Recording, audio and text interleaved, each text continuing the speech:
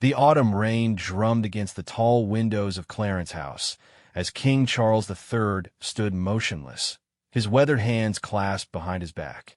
The gray sky seemed to mirror the heaviness in his chest, a feeling that had been growing stronger with each passing day. At 75, he had learned to read the subtle signs that life often presented, and lately, those signs had been anything but reassuring. His morning routine had been the same for decades. Wake at 6:30, review the daily briefings, attend to correspondence, and then steal these few precious moments of solitude before the demands of kingship consumed his day. But this morning felt different. The silence in the house seemed deeper, more profound, as if the very walls were holding their breath. Charles adjusted his tie, a habit he had developed during times of uncertainty. The silk felt smooth between his fingers, a small comfort in a world that increasingly felt beyond his control. Through the window, he watched the groundskeepers tending to the gardens, their movements methodical and purposeful. He envied their simplicity, their ability to focus on tasks that had clear beginnings and endings. The king's thoughts drifted to his children, particularly to William and Harry. The rift with Harry had been a constant source of pain, a wound that seemed to deepen with each public statement and interview. As a father, Charles felt he had failed in ways that no amount of royal duty could compensate for. The weight of the crown had always come with sacrifices, but the cost to his family relationships had been higher than he ever anticipated. A soft knock interrupted his reverie. "Your Majesty," came the familiar voice of his private secretary, Sir Clive Alderton. "The morning briefing is ready whenever you are." Charles nodded without turning around. "Give me 5 more minutes, Clive." "Of course, sir." The door closed with a barely audible click, leaving Charles alone with his thoughts once more. He pressed his palm against the cool glass of the window, feeling the vibration of the rain against his skin. This simple gesture connected him to the world outside, to the millions of people who looked to him for leadership and stability. His mind wandered to his late mother, Queen Elizabeth II. Even now, 2 years after her passing, he could hear her voice offering gentle guidance during difficult times. "Duty first, Charles," she would say. "The monarchy is bigger than any one person." But in moments like this, he wondered if he truly understood what she meant. Was duty supposed to feel this isolating, this overwhelming? The telephone on his desk rang, its shrill tone cutting through the peaceful morning air. Charles glanced at it, but made no move to answer. His staff would handle whatever it was. Right now, he needed these moments of quiet contemplation more than any urgent matter of state. He thought about Camilla, still sleeping peacefully upstairs. Their love story had been long and complicated, marked by decades of separation, public scrutiny, and personal sacrifice. She had been his anchor through the storms of divorce, scandal, and the eventual acceptance by both the public and the royal family. Her steady presence had given him strength when he thought he might break under the pressure. But even Camilla couldn't prepare him for what was coming. None of them could. The gardens below were coming to life as the morning progressed. Charles watched a robin land on the windowsill, its small red breast bright against the gray morning.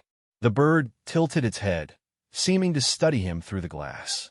For a moment, they simply observed each other, two beings separated by a barrier, yet somehow connected in that instant of mutual recognition. Charles had always found solace in nature. His passion for environmental conservation wasn't just political posturing. It was deeply personal.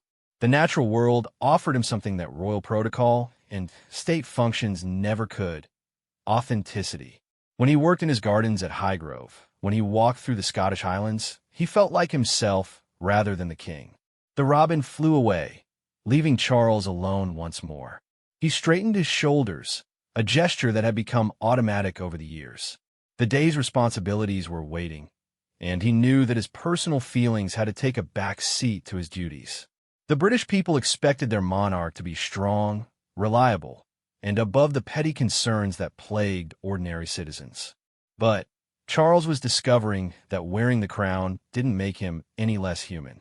If anything, it amplified his emotions, making every joy more precious and every sorrow more profound.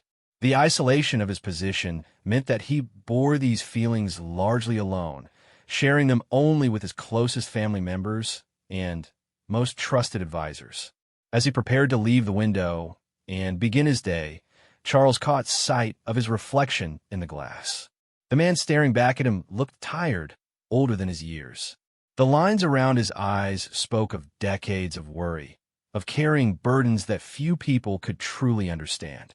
His hair, once thick and dark, was now white and thinning.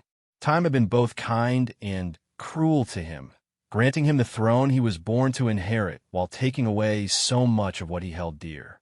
The weight of history pressed down on him as he stood there.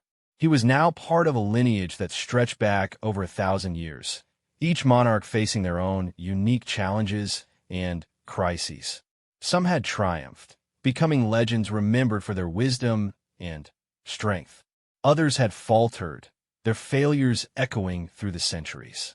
Charles wondered which category he would ultimately fall into. His phone buzzed with a text message. Charles rarely used his mobile phone for anything other than family communications, so he glanced at it with mild curiosity. The message was from William. "Hope you have a peaceful morning, Papa. Looking forward to seeing you at lunch tomorrow." A small smile crossed Charles's face. Despite all the challenges they had faced as a family, William remained a source of pride and comfort. His eldest son had embraced his royal duties with grace and dedication, preparing himself for the day when he would inherit the crown that Charles now wore. The continuity of a monarchy would be safe in William's hands. But that thought also brought a twinge of sadness. Charles had waited so long to become king, spending decades as heir apparent while watching his mother carry the burden of the crown. Now that it was his turn, he sometimes wondered if he would have enough time to make the impact he had always envisioned. The weight of unfulfilled ambitions pressed against his consciousness, a reminder that even kings were bound by the limitations of mortality. The clock on his desk chimed 8 o'clock, signaling the end of his private time. Charles took one last look out the window, memorizing the scene before him. Something told him that this moment of peace would be precious in the hours to come, though he couldn't yet understand why. As he turned away from the window, Charles felt a strange sense of foreboding. It wasn't based on anything concrete, just a feeling that had been growing stronger over the past few days. He had learned to trust his instincts over the years, and right now, they were telling him that change was coming, whether he was ready for it or not. The king walked to his desk and pressed the intercom button. "Clive, I'm ready for that briefing now." "Very good, Your Majesty. I'll be right there." Charles straightened his jacket and composed his features into the mask of calm authority that the world expected to see. Whatever challenges lay ahead, he would face them with the dignity and strength that his position demanded. But in the quiet corners of his heart, he couldn't shake the feeling that his world was about to change in ways he couldn't yet imagine. The morning sun was beginning to break through the clouds, casting long shadows across the room. Charles stood at his desk, hands folded, waiting for his secretary to arrive with the day's agenda. He had no way of knowing that within hours, everything he thought he knew about his family would be turned upside down. In the distance, church bells began to ring, their sound carrying across the London morning like a warning or perhaps a prayer. Charles listened to their ancient melody and felt a chill that had nothing to do with the autumn weather. Change was indeed coming, and it would test everything he believed about duty, family, and the price of wearing a crown. Sir Clive Alderton entered the king's study with his usual measured pace, carrying the leather-bound folder that contained the day's schedule. His face, normally composed and professional, carried an unusual tension that Charles noticed immediately. In the 20 years that Clive had served the royal household, first under Queen Elizabeth and now under Charles, he had never appeared quite so unsettled. "Your Majesty," Clive began, his voice carefully controlled, "there's been a development that requires your immediate attention." Charles gestured to the chair across from his desk. "Please sit down. You look as though you've seen a ghost." Clive remained standing, clutching the folder against his chest like a shield. "Sir, I'm afraid I have some rather difficult news. It concerns Princess and—" The mention of his sister's name caused Charles to stiffen slightly, and had always been the rock of the family, the one member of the royal household who seemed impervious to scandal, controversy, or personal drama. If something had happened to her, it would shake the very foundations of everything Charles held dear. "What about Anne?" Charles asked, his voice betraying none of the anxiety that was beginning to build in his chest. Clive opened the folder and withdrew a single sheet of paper. "This morning, Princess Anne was admitted to Southmead Hospital in Bristol. She suffered a serious riding accident while exercising one of her horses on the Gackham Park estate." The words hit Charles like a physical blow. He gripped the edge of his desk, his knuckles turning white, and had been riding since childhood. She was one of the most accomplished equestrians in the world, having competed in the Olympics and won numerous championships. For her to have a serious accident seemed almost impossible. "How serious?" Charles managed to ask. "The initial reports suggest a traumatic brain injury, Your Majesty. She was found unconscious by one of the stable hands and hasn't regained consciousness since. Sir Timothy is with her now." Charles felt the room begin to spin. He closed his eyes for a moment, trying to process the information. And his strong, capable sister, who had never shown weakness or vulnerability in her entire life, was lying unconscious in a hospital bed. The woman who had always been there for him, who had supported him through his divorce, through the difficult years following Diana's death, through his mother's passing, was fighting for her life. "I need to go to her," Charles said, rising from his chair so quickly that it rolled backward. "Sir, I've already begun making arrangements," Clive said gently. "However, there are several matters that need your attention first. The Prime Minister has requested an urgent briefing about the situation, and the Palace Press Office needs guidance on how to handle media inquiries." Charles waved his hand dismissively. "Cancel everything. And is more important than any meeting or briefing. Family comes first." But even as he said the words, Charles knew they weren't entirely true. As king, he couldn't simply abandon his duties, no matter how much his heart was breaking. The monarchy operated on a delicate balance of personal sacrifice and public duty, and even in moments of crisis, that balance had to be maintained. Clive seemed to understand his internal struggle. "Perhaps we could arrange for you to visit Princess Anne this afternoon, after the morning's essential meetings. That would allow time for the medical team to provide a more complete assessment of her condition." Charles wanted to argue, wanted to demand that a helicopter be prepared immediately to take him to Bristol. But the rational part of his mind knew that Clive was right. Rushing to the hospital in a state of panic would help no one, least of all Anne. He needed to be strong, to think clearly, to make decisions that would serve both his family and his country. "Very well," he said reluctantly, "but I want updates every hour, and I want our best doctors consulted on her case." "Of course, Your Majesty. I've already reached out to Dr. Margaret Thornton, the head of neurology at St. Bartholomew's. She's reviewing Princess Anne's medical records and will be available for consultation." Charles nodded, trying to focus on the practical matters while his mind raced with worry. And was more than his sister. She was his closest ally within the royal family. While his relationship with his younger brothers, Andrew and Edward, had always been somewhat distant, and had been his confidant, the one person who truly understood the pressures and responsibilities of royal life. The telephone on his desk rang, its sharp tone cutting through the heavy atmosphere in the room. Clive moved to answer it, speaking in low, urgent tones. Charles could only catch fragments of the conversation, but he heard enough to understand that news of Anne's accident was already beginning to leak to the press. "Your Majesty," Clive said after hanging up, "that was the Palace Press Office. The BBC is reporting that Princess Anne has been hospitalized, though they don't have details about the extent of her injuries yet." Charles felt a wave of frustration wash over him. In the modern world, privacy was a luxury that the royal family could rarely afford. Anne's medical crisis would become public property, dissected and analyzed by journalists and commentators who had no understanding of what the family was going through. "Prepare a statement," Charles instructed. Keep it brief and factual. Request privacy for the family during this difficult time. Already drafted, sir, Clive replied, producing another document from his folder. Shall I review it with you? Charles read through the statement quickly. It was professionally written, striking the right tone of concern while maintaining the dignity expected of royal communications. But the clinical language couldn't capture the emotional turmoil he was experiencing. As Clive left to coordinate the various response efforts, Charles found himself alone again, but this time the solitude felt oppressive rather than peaceful. He walked back to the window where he had stood just an hour earlier, but now the view seemed different, darker somehow. The rain had stopped, but the sky remained overcast, matching his mood perfectly. He thought about their childhood together, how, and had always been fearless and determined.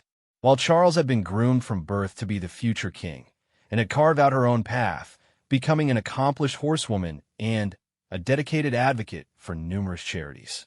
She had married for love rather than political advantage, raised her children with a sense of normalcy that was rare in royal circles, and had always maintained her independence even while fulfilling her royal duties. The memory that came to him most vividly was from their teenage years.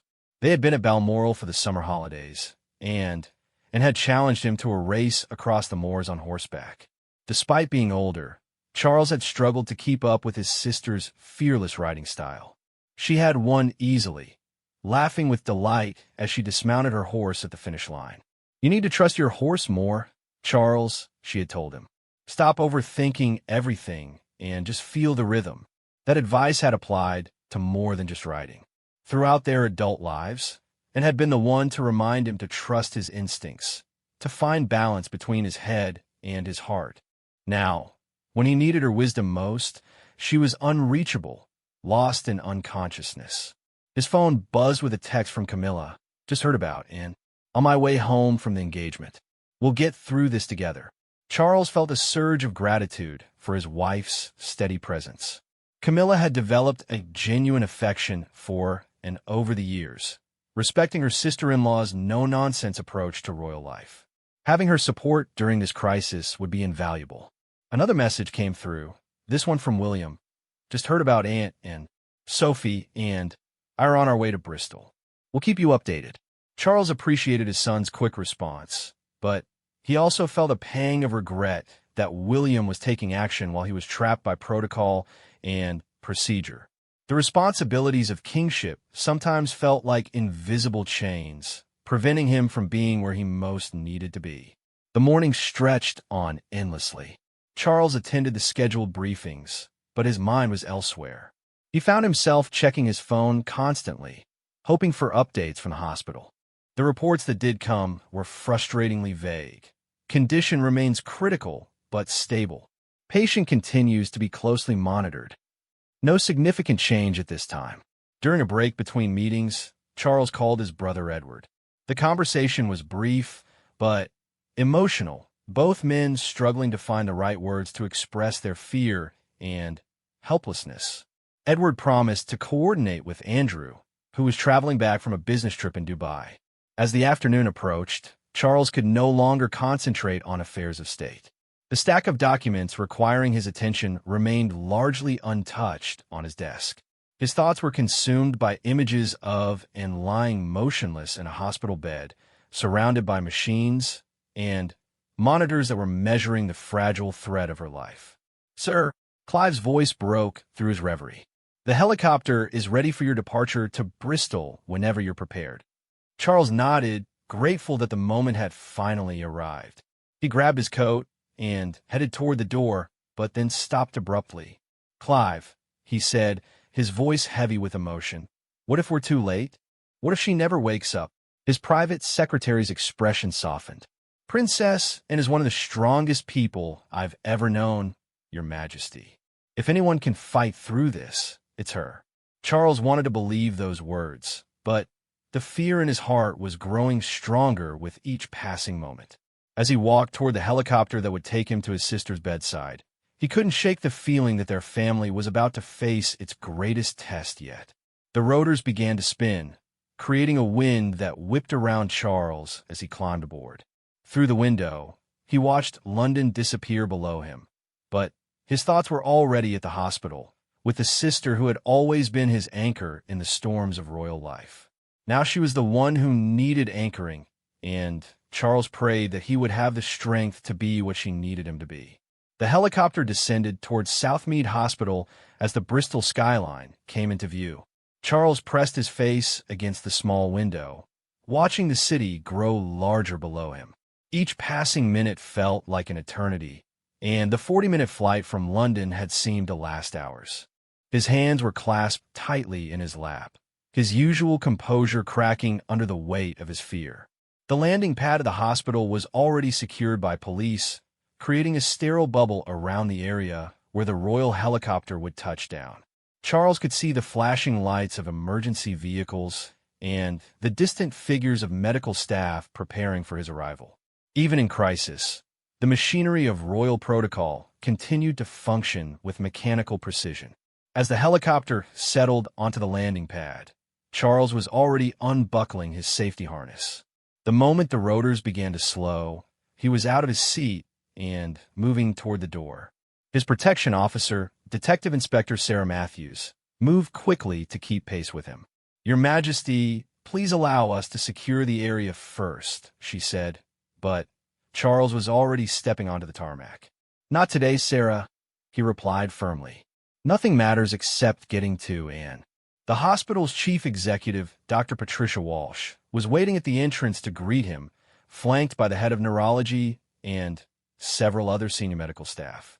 Their faces were grave, but professional, revealing nothing about Anne's condition beyond what Charles already knew.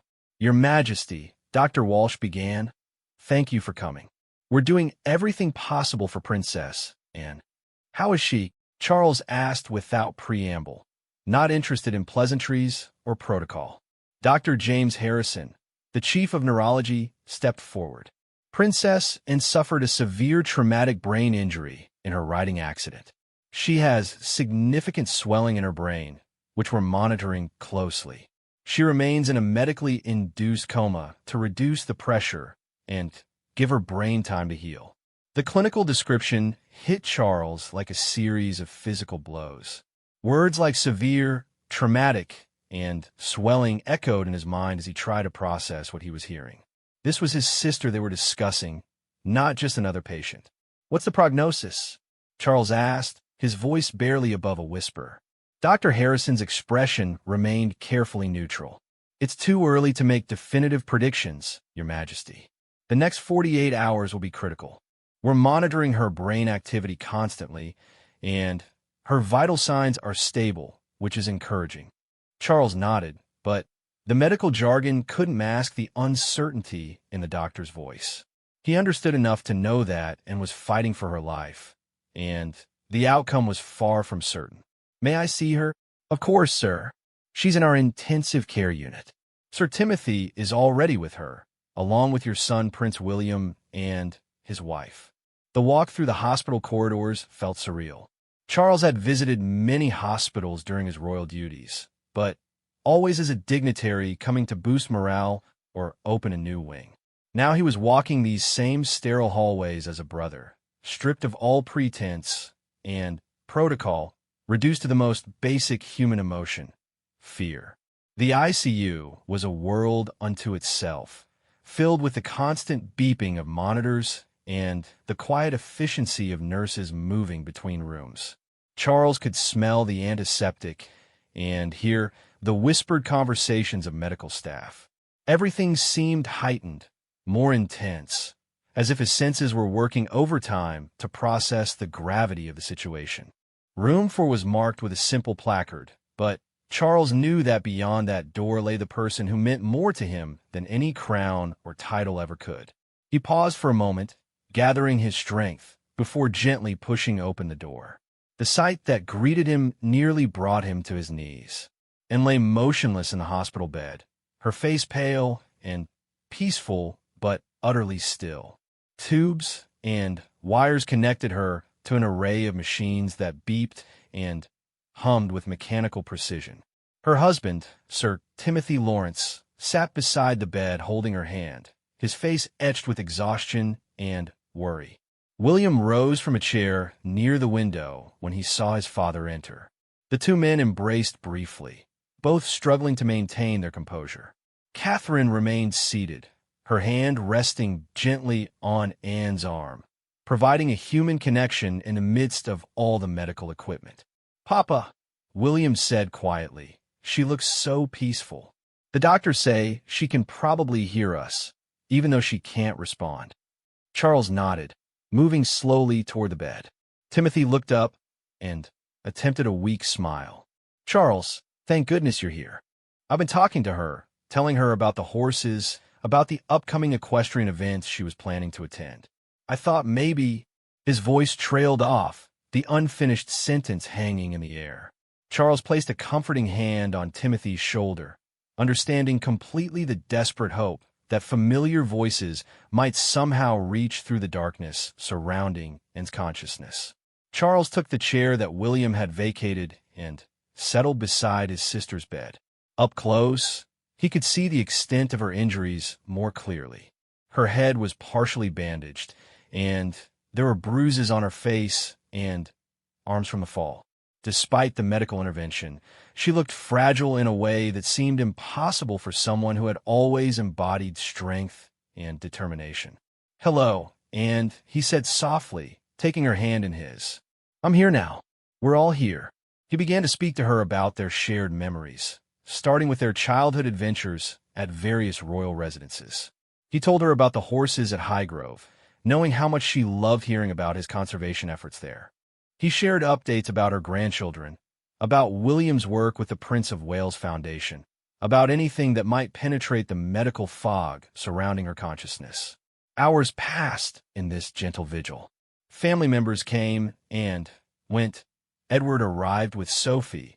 Andrew flew in from Dubai looking haggard and worried. Each brought their own memories and stories, filling the room with a continuous stream of familiar voices and loving words. Camilla arrived in the early evening, bringing with her a sense of calm efficiency that Charles desperately needed. She immediately began coordinating with the hospital staff to ensure that the family's needs were met while respecting the medical protocols.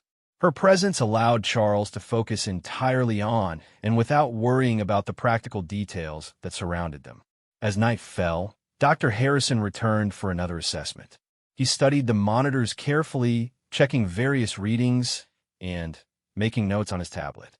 The family watched his every movement, searching for any sign of encouragement or concern. "Her intracranial pressure has stabilized," he reported. "That's a positive development. We're going to continue the induced coma for at least another 24 hours to give her brain more time to heal.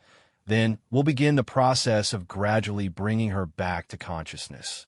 Charles felt a small flicker of hope at these words. Stabilization was better than deterioration, even if it wasn't the dramatic improvement he desperately wanted to hear. "What should we expect when you begin to wake her up?" Timothy asked. "That's difficult to predict," Dr. Harrison admitted. "Every brain injury is unique. Some patients wake up with full cognitive function. Others may have temporary or permanent deficits. We won't know Anne's specific situation until we begin the process."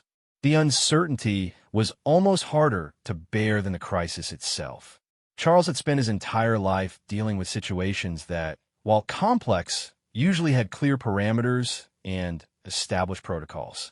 This medical emergency existed in a realm where even the experts could only make educated guesses about outcomes. The family settled in for a long night. Hospital staff brought in additional chairs and arranged for meals to be delivered, understanding that this vigil would continue indefinitely. Charles refused to leave Anne's bedside, maintaining his gentle conversation with her throughout the evening hours. Around midnight, something remarkable happened. As Charles was telling and about a recent conversation he'd had with the head groundskeeper at Sandringham about the estate's horse breeding program, her fingers seemed to twitch slightly in his hand. He froze, wondering if he had imagined it, but then it happened again. "Did you see that?" he whispered urgently to Timothy, who immediately leaned forward. They watched intently, and after a few moments, Ann's fingers moved again, this time more distinctly. Timothy pressed the call button, and within seconds, a nurse appeared, followed quickly by Dr. Harrison. The doctor examined Ann carefully, checking her pupils with a small flashlight and testing her reflexes. "This could be a very good sign," he said cautiously. "Sometimes patients begin to show small responses before they fully regain consciousness. It suggests that her brain is beginning to respond to stimulation." Charles felt tears welling up in his eyes for the first time since receiving the news about Ann's accident. This tiny movement, barely perceptible to anyone not watching carefully, represented the first concrete sign that his sister might be finding her way back to them. The rest of the night passed in heightened awareness. Every family member took turns holding Ann's hand, talking to her, watching for any additional signs of responsiveness. The small movements continued sporadically, sometimes her fingers, sometimes a slight change in her facial expression. As dawn broke over Bristol, painting the hospital room in soft golden light, Charles realized that he had been fundamentally changed by this experience. The near loss of and had stripped away all the artificial barriers that royal protocol usually created around emotional expression. He had spent the night as simply a brother who loved his sister, nothing more and nothing less. The morning shift change brought fresh medical staff and new assessments. Dr. Harrison seemed cautiously optimistic about Ann's slight improvements, but he emphasized that they were still in the critical period where anything could happen. Charles knew that whatever the ultimate outcome, this crisis had reminded him of what truly mattered. The crown would pass to the next generation eventually, but family bonds were irreplaceable. As he sat holding Ann's hand in the morning light, he promised himself that he would never again take for granted the people who made his life meaningful beyond the duties of kingship. 3 days had passed since Ann's accident, and Charles had barely left the hospital. The ICU had become a second home to the royal family, with members rotating through in shifts to maintain a constant presence at Ann's bedside. The media circus outside had grown larger each day, with reporters from around the world gathered behind police barriers. But inside the hospital, time seemed suspended in the antiseptic quiet of medical machinery and whispered conversations. Charles sat in his familiar chair beside Ann's bed, reading aloud from a biography of legendary equestrian trainer Bertram Allen. It was the kind of book Ann would normally devour in a single sitting, filled with technical details about horse training and stories of Olympic competitions. He hoped that somewhere in her unconscious mind, she was absorbing the familiar topics that had always brought her joy. Dr.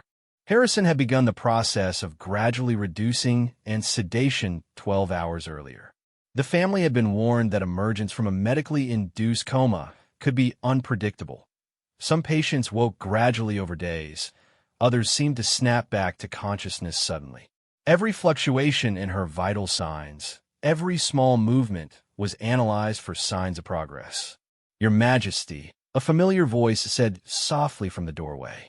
Charles looked up to see Dr. Harrison approaching with his usual cautious optimism. "We're seeing some very encouraging signs. Princess Anne's brain activity has increased significantly over the past few hours, and her responses to stimuli are becoming more pronounced." Charles felt his heart skip a beat. After days of medical uncertainty, any positive news felt like a lifeline. What does that mean exactly? It means we're cautiously optimistic that she's beginning to emerge from the coma. Her pupils are responding more quickly to light, and we're seeing more spontaneous movement. We'd like to continue reducing her sedation and see how she responds. Timothy, who had been dozing in a chair by the window, stirred at the sound of voices. "Are you saying she might wake up soon?" "It's possible," Dr. Harrison replied carefully. "But I want to manage expectations. Even when she does regain consciousness, she may be confused or disoriented. Brain injuries can affect memory, speech, and cognitive function in ways we won't understand until she's fully awake." Charles nodded, understanding the doctor's caution, but unable to suppress the growing hope in his chest. The past 3 days have been a journey through the darkest fears a family could experience. The possibility that Anne might return to them felt almost too precious to believe. As the day progressed, the changes in Anne's condition became more noticeable. Her breathing seemed less mechanical, more natural. The slight movements in her hands and feet became more frequent and appeared to be responses to voices rather than random neurological activity. When Camilla spoke to her about the horses at Gatcombe Park, Anne's fingers would tighten slightly around whoever was holding her hand. William and Catherine had brought their children for a brief visit, though the young ones were kept outside the ICU. Charles could hear their voices in the corridor, and he knew and would want to see them as soon as possible. She had always been a devoted aunt, taking special pleasure in sharing her love of horses and outdoor activities with the next generation. Evening brought another assessment from Dr. Harrison, and this time his expression was notably more optimistic. Princess Anne's responses are definitely improving. We're going to continue reducing her sedation through the night. If all goes well, she may begin to regain consciousness sometime tomorrow. The family settled in for another night of vigilant waiting, but this time the atmosphere was different. Instead of the desperate fear that had characterized the past 3 days, there was a sense of anticipation, a feeling that they were approaching a turning point in Anne's recovery. Charles maintained his position beside Anne's bed, continuing his gentle conversation with her throughout the night. He told her about the hundreds of get-well messages that had poured in from around the world, from fellow equestrians, charity workers, and ordinary citizens who admired her dedication to public service. The outpouring of affection had surprised even Charles, who had always known that and was respected, but hadn't fully appreciated how deeply she was loved by the British people. Around 3 in the morning, something extraordinary happened. Charles was quietly recounting a story about their mother's favorite horse when Anne's eyes suddenly fluttered open. For a moment, she stared at the ceiling with a confused expression, then slowly turned her head toward the sound of his voice. "Charles," she whispered, her voice barely audible but unmistakably her own. Charles felt tears streaming down his face as he leaned closer to the bed. "Yes, and I'm here. We're all here." She blinked several times, clearly struggling to focus, but her eyes were alert and aware. "What happened? Where am I?" "You had a riding accident at Gatcombe," Charles explained gently. "You've been unconscious for 3 days. You're in the hospital, but you're going to be fine." And tried to sit up, but Charles gently restrained her. "Easy, sister. You need to take this slowly." The medical staff was summoned immediately, and Dr. Harrison arrived within minutes to conduct a preliminary assessment. He checked Anne's pupils, tested her reflexes, and asked her a series of basic questions about her identity, the date, and her surroundings. Her responses were slow but accurate, indicating that her cognitive functions appeared to be largely intact. "This is exactly what we hoped to see," Dr. Harrison told the assembled family. "Princess Anne is showing strong signs of neurological recovery. We'll need to conduct more comprehensive tests as she continues to wake up, but this is an excellent start." Timothy held Anne's hand as she struggled to piece together what had happened. Her memory of the accident itself was completely gone, which Dr. Harrison explained was normal for traumatic brain injuries. The last thing she remembered was preparing to take her horse for a morning exercise ride. "The horses," she said suddenly, trying again to sit up. "Are the horses all right?" Charles couldn't help but smile. Even after a near-fatal accident, Anne's first concern was for her animals. "The horses are fine, Anne. Everything at Gatcombe is being taken care of." As the morning progressed, Anne became more alert and aware of her surroundings. The medical team conducted a battery of tests to assess her cognitive and physical capabilities. Her speech was slightly slurred, and she struggled with some coordination tasks, but Dr. Harrison assured the family that these issues were likely temporary effects of the brain swelling and would improve as she healed. The news of Anne's awakening spread quickly through the hospital and, inevitably, to the media gathered outside. Charles worked with the palace communications team to prepare a statement announcing her improved condition while requesting continued privacy for her recovery. By afternoon, and was alert enough to hold more substantial conversations. She was frustrated by her physical limitations and impatient to get back to her normal activities, responses that actually encouraged the medical team. Her determination and fighting spirit, they explained, were positive indicators for her long-term recovery.